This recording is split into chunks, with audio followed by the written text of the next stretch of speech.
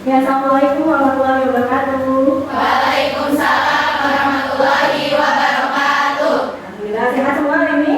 Sehat. Alhamdulillah. Oke, sebelum kita mulai pembelajaran pada hari ini, baiknya kita berdoa dulu ya. Semoga pembelajaran hari ini menjadikan kita banyak ilmunya lagi, menambah ilmu, menambah manfaat untuk kita semua. Oke, pimpin doanya boleh oleh KM-nya. Siapa? Dona? Ya, silakan Dona pimpin doa.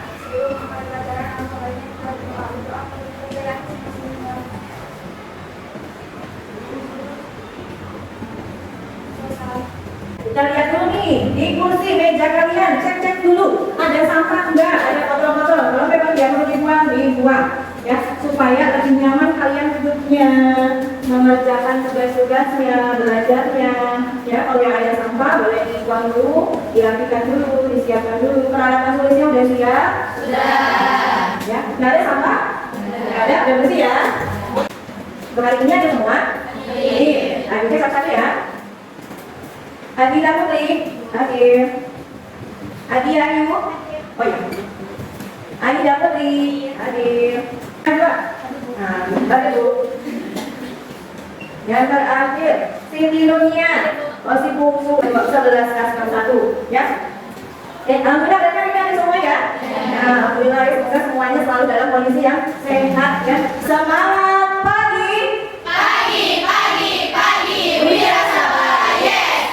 Ya semangat, biar nggak lemas. Kalau udah yes, berarti udah siap belajar. Udah semangat lagi belajarnya. Udah siap kan? Siap. Ada yang masih ingat? Minggu kemarin kita belajar tentang materi apa? Pencegahan infeksi nosokomial dengan cuci tangan. Mantap, masih ingat judulnya apa isinya? Judulnya.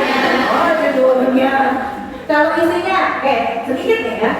Tentang cuci tangan, tadi pencegahan infeksi nosokomial dengan cuci tangan. Cuci tangan itu ada berapa langkah sih? 6. Jadi bisa dengan dua cara. Cara apa saja? Dengan mencuci tangan dengan metode yang basah dan kering. Kalau basah dengan apa? Air dan sabun. Kalau kering?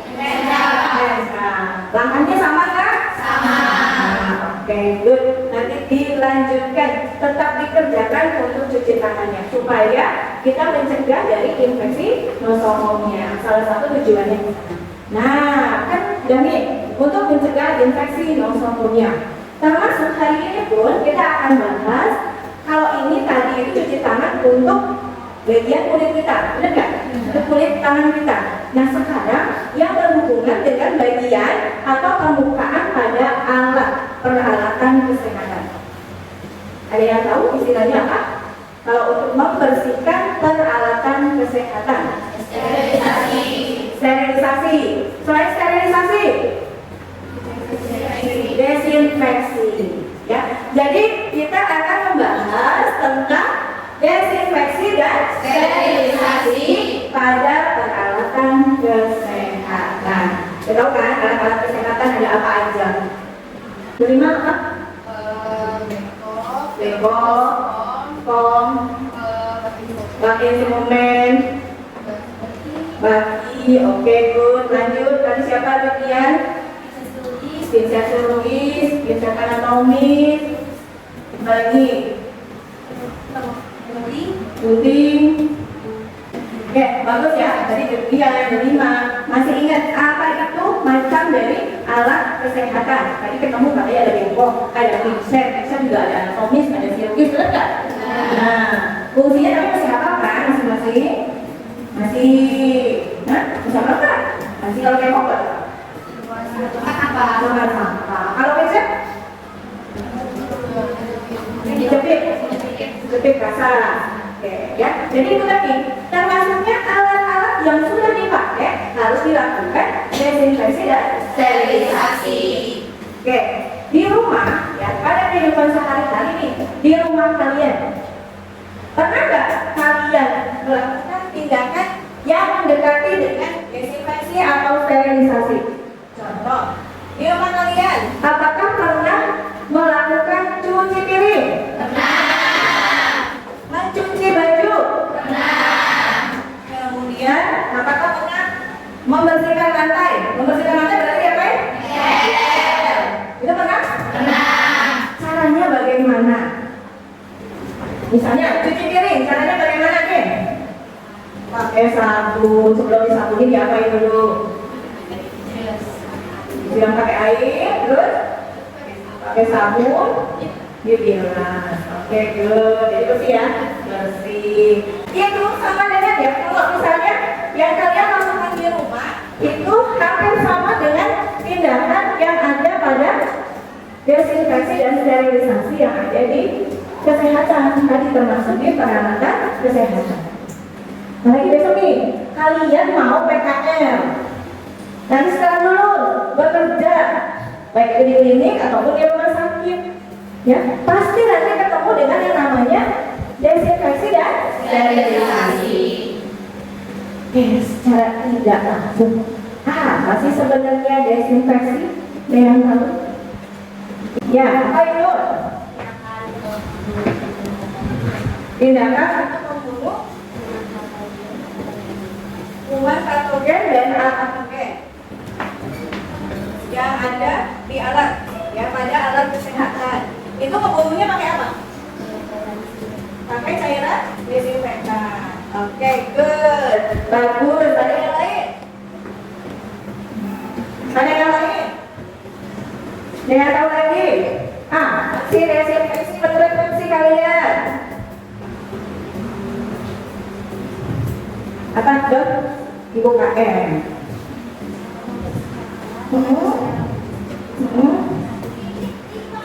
Mencuci alat dengan menggunakan sabun, terus dan menggunakan air mengalir. Good, bagus ya.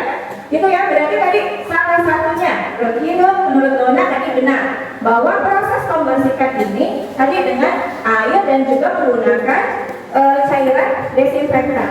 Ya, jadi harus ada cairan desinfektannya.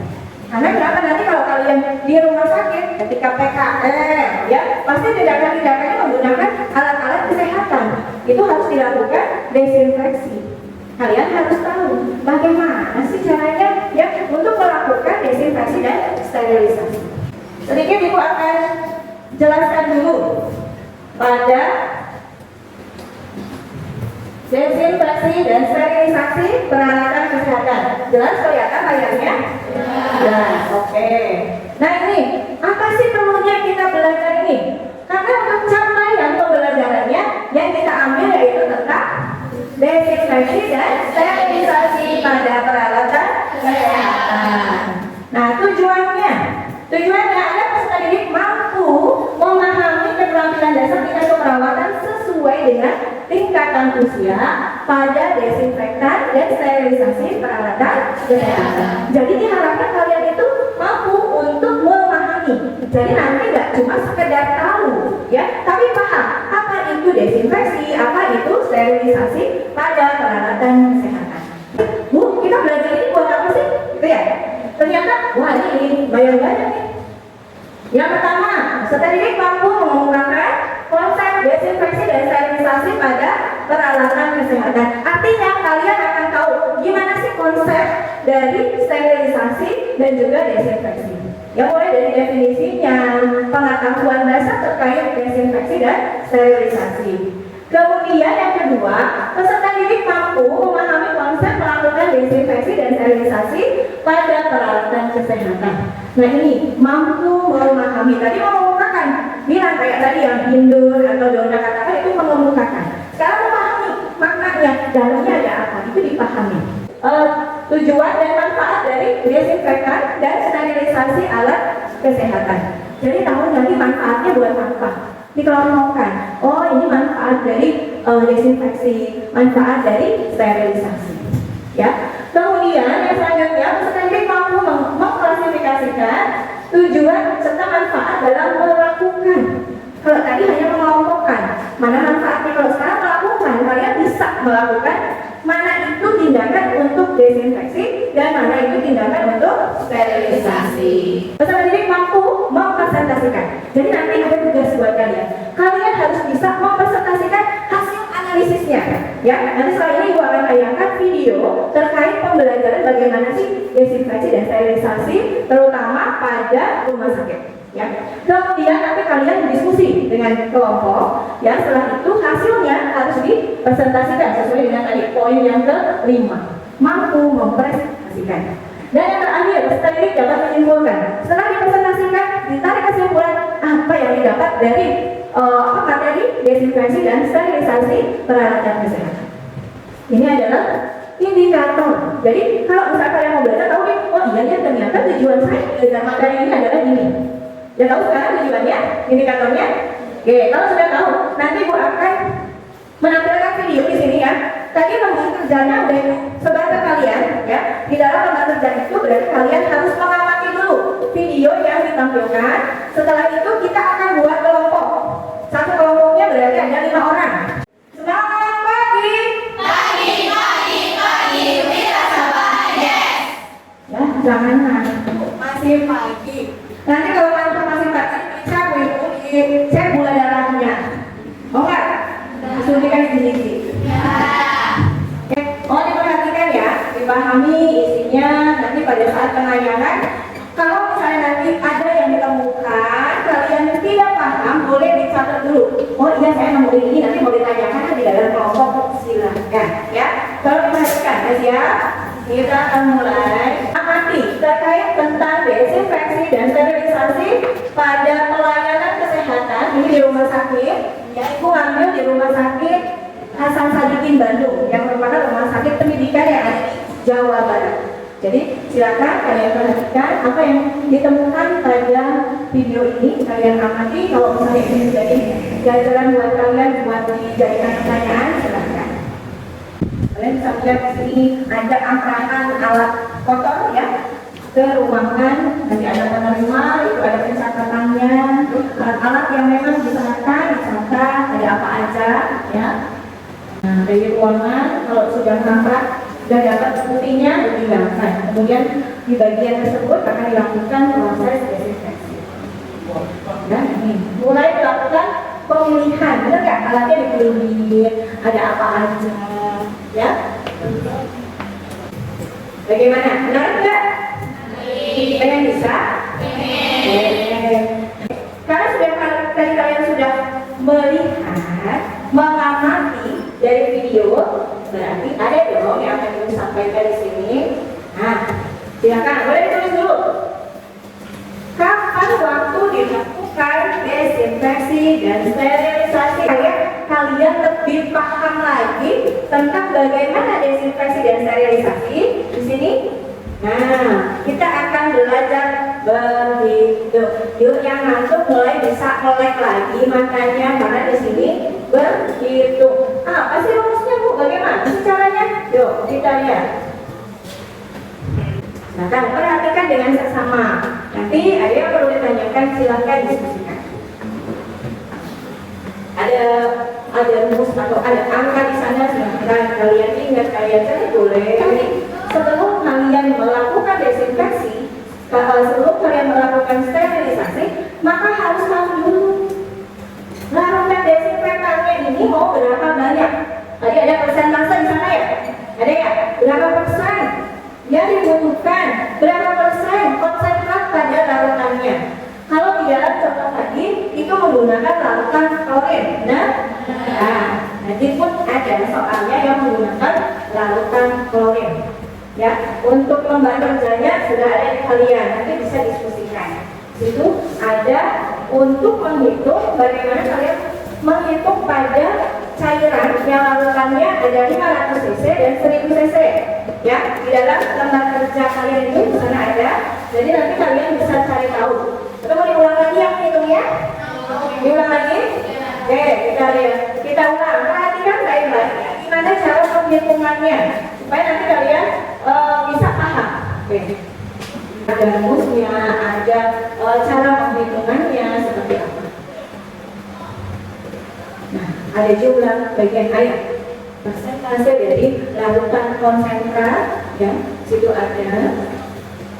Nah, terakhir pada proses sterilisasi atau dengan DTT. Apa itu DTT? Ada yang tahu DTT apa? Bunga? DTT apa? Infeksi tingkat tinggi. Oh, semua mama, ngomong sekolah launan. Ya, kalian bisa lihat deh. Ya, jadi nanti kalian harus paham gimana sih ngitungnya persentasenya. Kalau misalnya yang dibutuhkan berapa cairannya, berarti harus disesuaikan jumlah kalori yang dibutuhkannya juga harus berapa persen. Ya, oke, cukup sampai sini. Sudah paham? Paham ya?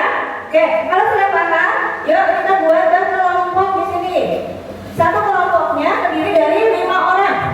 Satu kelompok terdiri dari 5 orang. Silakan buat pemikiran kecil berkelompok. Lembar kerjanya nanti dibahas. Silakan.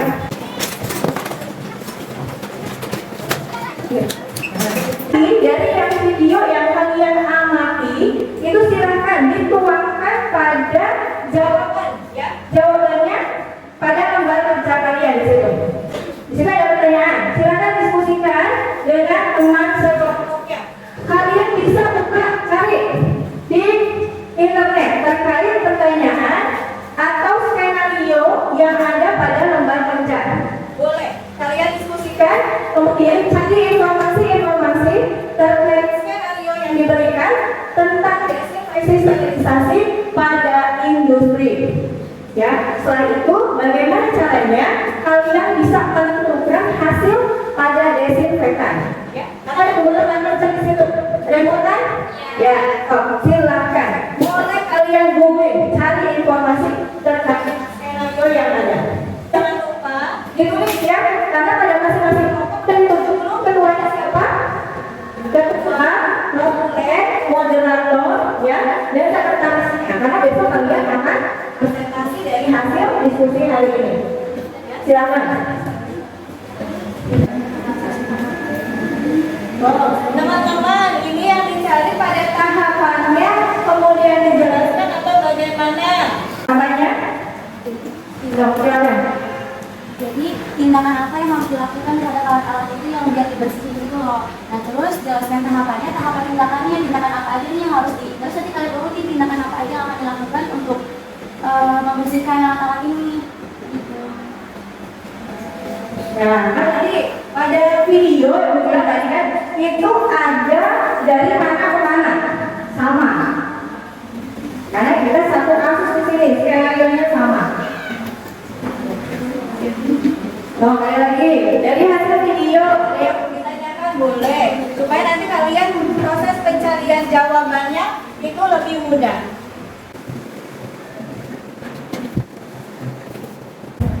Mencari apa-apa, jawab itu yang banyak supaya memang literasinya pun banyak, ya. Supaya kalian pengetahuannya terus bertambah. Jadi jangan terpaku pada satu buku atau pada satu acuan, tapi bisa kalian cari obatnya.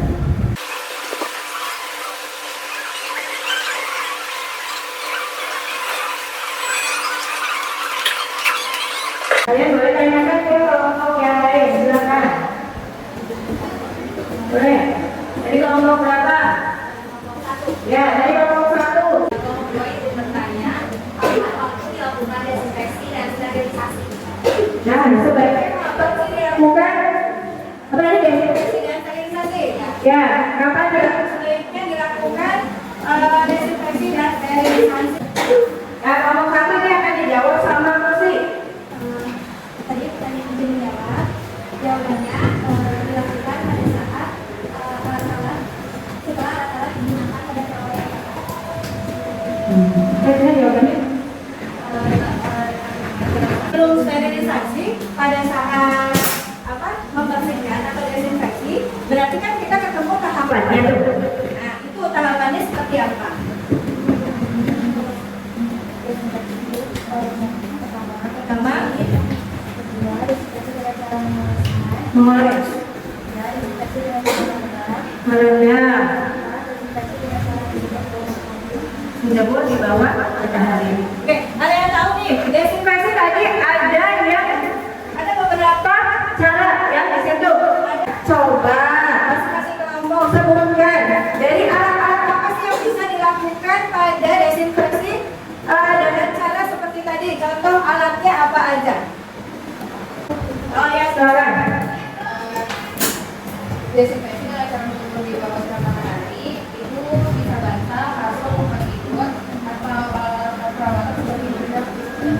Itu yang di bawah sinar matahari. Ya, jadi yang di bawah sinar matahari tadi seperti ada apa? Bantal, kasur, ya. Kemudian ada apa lagi? Jelita? Alat perawatan seperti urinal. Oh, urinal, dispos, tapi mungkin dicuci dulu ya sebelum dijemur. Oke, good. Itu yang di bawah sinar matahari. Sekarang alat yang direbus apa aja? Vincent. Apa lagi? Atau alat yang seperti apa? Bahannya yang bagaimana? Estetis atau logam. Oke. Kemudian sterilisasi dengan Apa? mengoles juga Pak. Yang mengoles ada Apa aja? contohnya?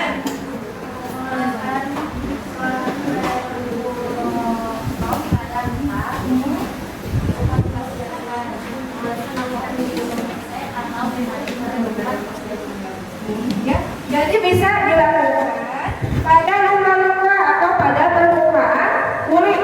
Yang merendam. Apa aja? Peralatan sama alat minum.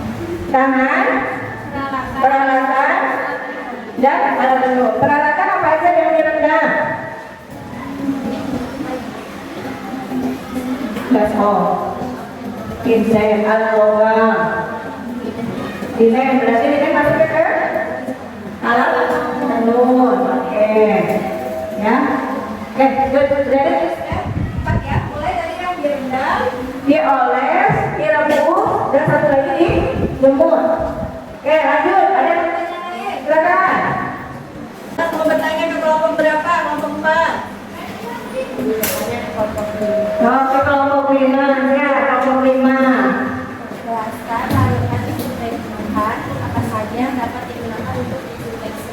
Oh, jelaskan larutan desinfektan yang bisa Yang bisa digunakan untuk disinfeksi. untuk desinfeksi. Silakan kelompok 5. Menjawabnya kelompok 4. Untuk alat itu ada sabun, disol, klorin, sabun, mereka semua tadi. Tuh, ada banyak ya, berarti ada berapa tadi? Nah, Ada 6. Ada apa aja? Sabun, terus betadin, isop, klorin, sablon, dan mereka itu merupakan larutan yang bisa digunakan untuk desinfeksi. Tadi sesuaikan jenis bahan apa yang bisa dilakukan desinfeksi dengan desinfektan tersebut. Itu ya. Oke, lanjut. Pertanyaan selanjutnya silakan. Pertanyaannya apa? Mau diajarkan ke siapa? apakah dalam proses desinfeksi alat-alat tersebut sama dalam proses? Ya. 3.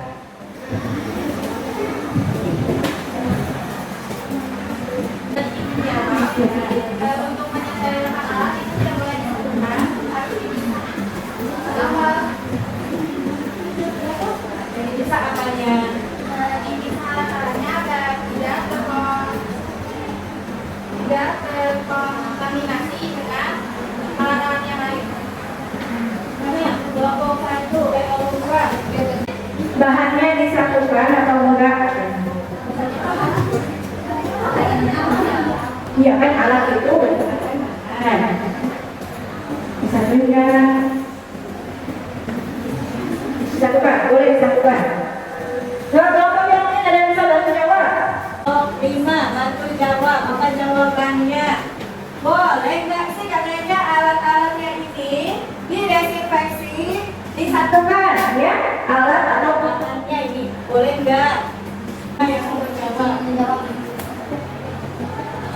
bisa asalkan sama jenisnya kayak logam, baik sama ini. Nanti harus dikelompokkan. Iya.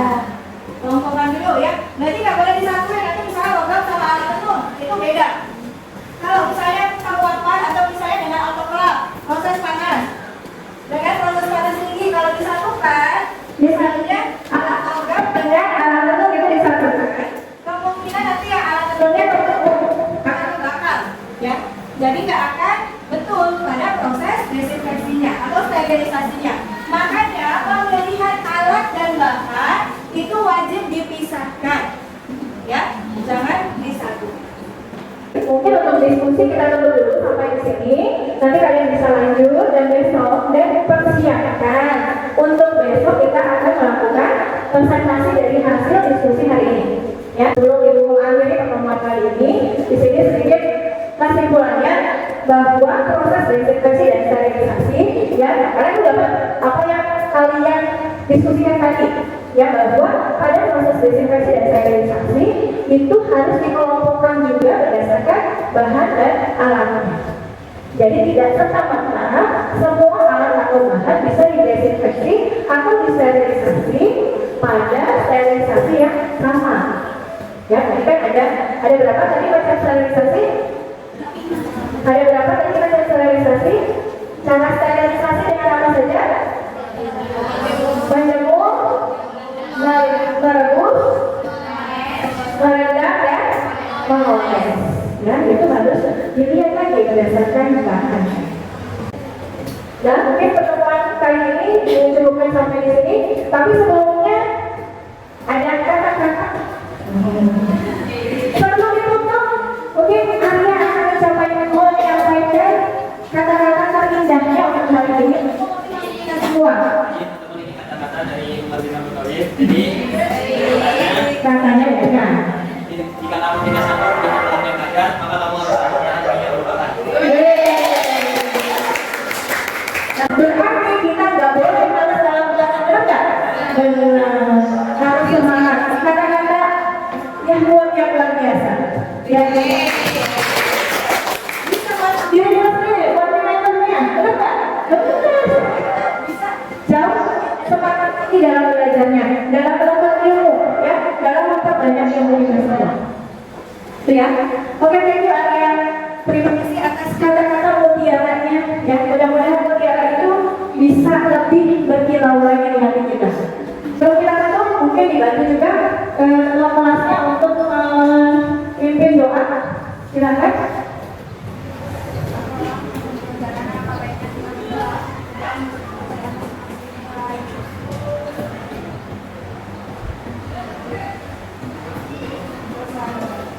Ya, terima kasih ya. Semoga apa yang sudah disampaikan, apa yang sudah kalian pelajari hari ini bisa menambah ilmu untuk kalian, baik untuk hari ini, untuk esok, dan untuk seterusnya. Amin.